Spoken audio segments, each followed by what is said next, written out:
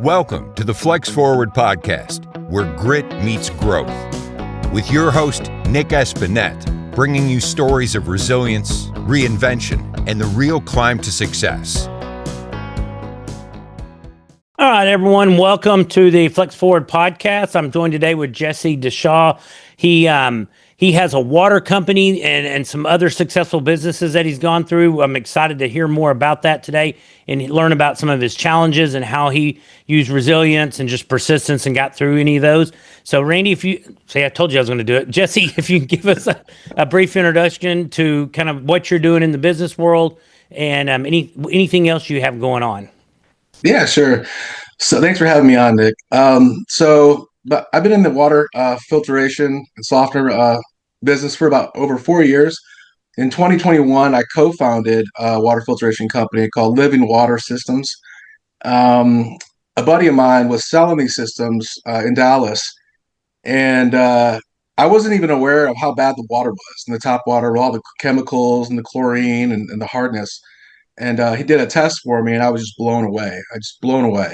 And so I told him, I said, you need to start your own business. And he says, well, I don't know anything about that or how to do that. He says, can you help me? And I said, sure, because I've run, multiple multi-million-dollar businesses before.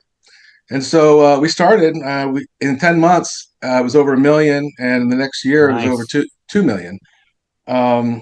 And so we were enjoying it, and he didn't want to hurt my feelings or anything, but he asked if he could buy me out. and since this was his, idea, and I just kind of helped him along, I had no problem with it. Sure. Well, that's awesome. And so I look to get into some other things, insurance, researching them more. This past couple of years, insurance has not been the business to get into. A lot of insurance companies are pulling back because they're losing money. And I got recruited back into the water industry by a company called Your Water Matters. And they were mainly a service company. They service about 5,000 units for residential customers in the DFW area. And they wanted me to build out a sales force for them and start increasing sales. And I started doing that.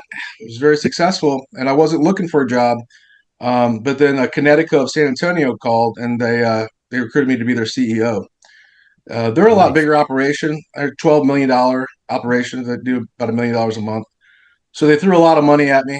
And even though I live in Dallas, commuting to San Antonio, I thought I could do it. But after 3 months of doing that, my wife said, no more. And so you're gone too much. That's right. So, instead of going back to work for somebody, I thought, it's just better to work for yourself. And so I started Your Water Guy.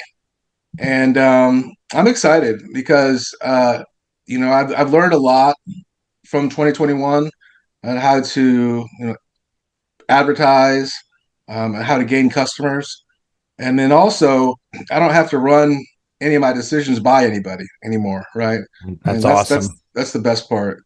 And so, I'm looking to kind of disrupt the industry a little bit. So I don't know how familiar you are with water filtration or softeners. We've actually had it in our house. We just have and I don't even remember the company. It's probably been 10, 12 years since my wife, maybe more than that. Maybe since our kids were baby. My oldest is about to be 20. It may be close to 20 years that we've had where it's a 3 filtration system and a tank that we have to change the filters ever so often. Yep. And we have a Berkey. A Berkey is kind of our bug out, or if there's ever an emergency, we can pour water through it if we had to. Sure. So the tank that you have is underneath the sink? Correct. Okay. Yeah. So that's what you call a reverse osmosis. Yes. Drinking station. And so what we do is we put in a whole house system, right? And typically how your house is built, it could go in the garage. You might have to go outside. Older homes go outside. Newer homes, they have a shut-off valve right in the garage. We put it right there. And then we tap it right into the main. So everything that the water that comes into your house, it's all filtered, chlorine's taken out. So every tap of your house has pure water. But nice. More importantly, we always install the reverse osmosis because that really that goes the extra step of just taking stuff out. So it's basically you're drinking like bottled water without the microplastics that bottled water comes with. That's nice. Well, that's awesome because you can fill up anywhere. We have ours. We ended up just to save space. I don't even remember why we did it. We have our thing in our laundry room, so we have to walk over to the laundry room to fill up the coffee pot to make coffee water or get the better drinking water. And sometimes I'm lazy, and I wish we could have it for our ice and the cold water coming through the fridge. There is a little filter on there, but I don't know that it does a whole lot on that. But that's awesome. I'd love to learn more about it. What is that? Is it mobile? Say you sold your house, moved. Is it transportable? Is it something you can move to a new location? You can. In fact, Your Water Matters, they have customers that move all the time. They disconnect it and reinstall it at their new address. Okay, just for a fee. That's awesome. So it sounds like there's more competition than I realized in the water business. And I don't even remember the name of the company that we used a decade or two back. But what, you're out there, you're starting up, you've been through a couple of different companies. What sets you apart? And what are some things maybe that you come easy to you or that others may find challenging? Yeah. So I think transparency for me really sets me apart. Okay. And I put videos out there on my my YouTube page and my Facebook page for the business that, I know firsthand how much profit these companies are making. Like, to be honest with you, Living Water Systems, when I first started, we sold it for $6,700, and I ran everything, and I very frugal and how what I spend my money on. 99% of our customers came from door knocking.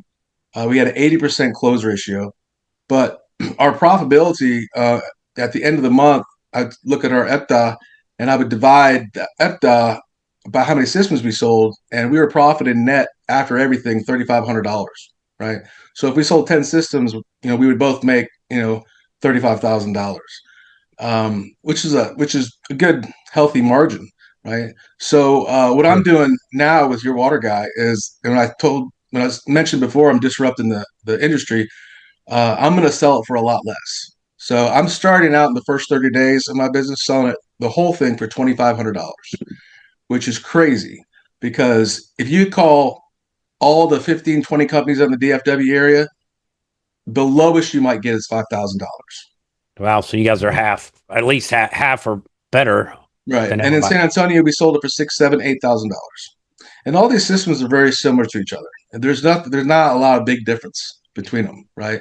And so having that knowledge now, my goal is really, I think everyone that has a home needs one of these systems. It's so unhealthy for people to take on that chlorine, that chloramine, all that stuff that the city has to put in the water.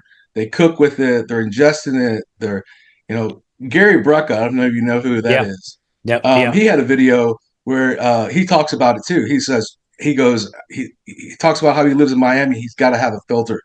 And he actually showed a video of a friend. They poured a glass of tap water, which has chlorine in it, right? They tested it, found out that it has chlorine in it. His friend put 3 fingers in the water cup for 30 seconds, pulled it out. They tested the water again. There's no chlorine. So all the chlorine absorbed into his skin. Wow. Well, and that's my wife got me going down those same trails and finding out what's in the water and how unhealthy it is to adults, but then especially if you got younger children and they're drinking that. I mean, I don't know the stats on this, but I'm 55. I bet there's a lot more stuff in water than there was 40, 50 years ago that they're putting there. And some of it, I understand the city has to keep the water, keep microbes out of the water, but is it safe to drink long term?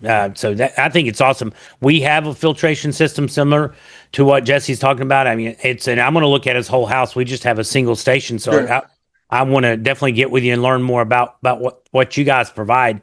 Because I think it is valuable. And I think people are starting to realize that more of that now, that, what is in our food, what is in our water. There's just, yes, it's not like you're going to kill over right away from drinking it today, but repeated consumption over many years of some of these things, the chemicals in your water or in different foods. I think this is one of those things that, when you look at your price point and it may last you, I don't know, decades, it's really, when you spread it out over time, it's a small cost.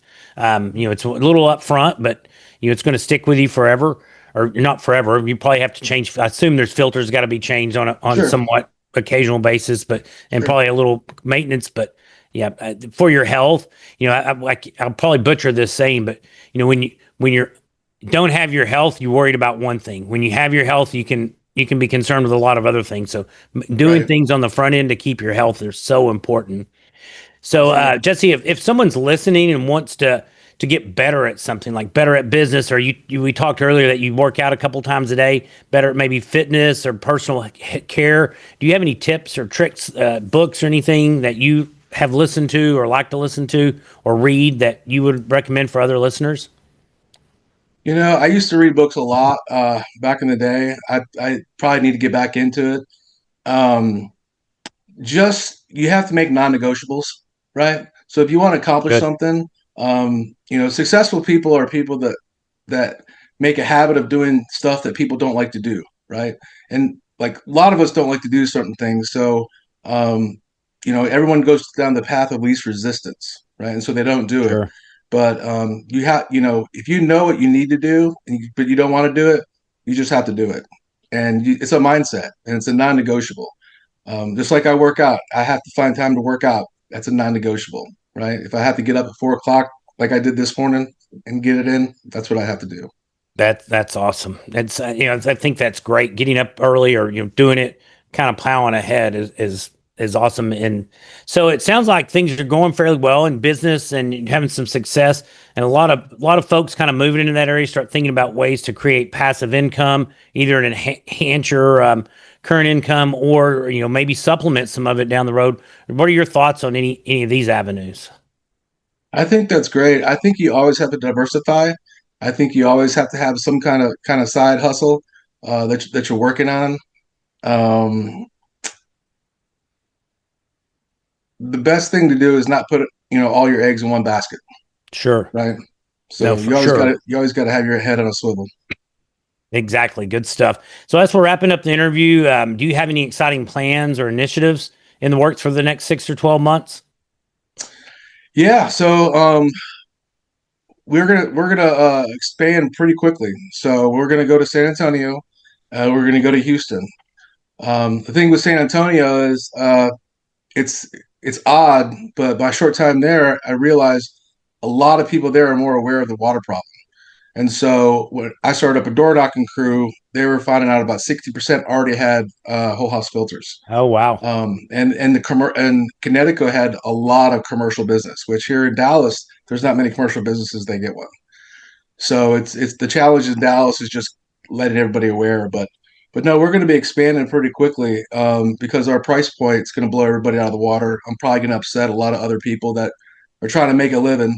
But my goal is to make sure that it can be affordable for the average family. And that's awesome. You're getting it out there where people who need it maybe can't afford $5,000-6,000 or more, but they can maybe figure out being 50% or less of the competition is awesome. And you still want to make money because you're in this for that, but also being able to help people that may not be able to get this service or this.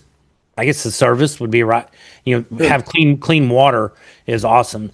So Jesse, thank you so much for your time today and sharing insights and tips. If people wanted to connect with you, what's the best way to get in touch with you? They can Google your water guy. My Google business page is up. I have a website, water filtration guy of Dallas.com. Okay. You can fill out a form. They can call me. Awesome. And we'll put a link when we post everything up. Those links will be provided too within our site. So awesome. All right. Well, thank you very much for joining us today. This has been wonderful. I'm glad to get to know you a little better. Thanks for listening to the Flex Forward podcast. If you've got grit, growth, and a great story, visit flexforwardpodcast.com/guest to apply and join us on the show.